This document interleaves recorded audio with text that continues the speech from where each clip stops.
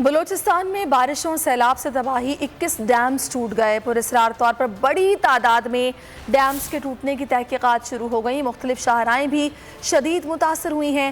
ندی نالوں اور ملبے سے لاشیں ملنے کا سلسلہ جاری، اموات 230 تک جا پہنچی۔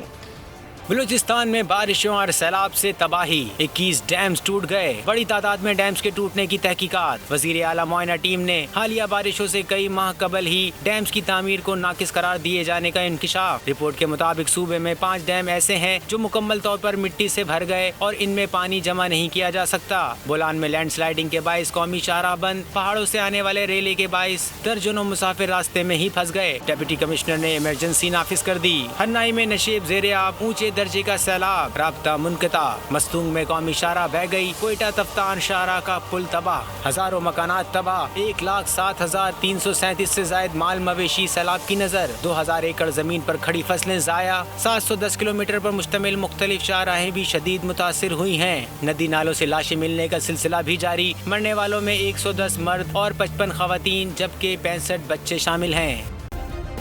سبسکرائب کریں اور بیل دبائیں تاکہ کوئی خبر رہ نہ جائے۔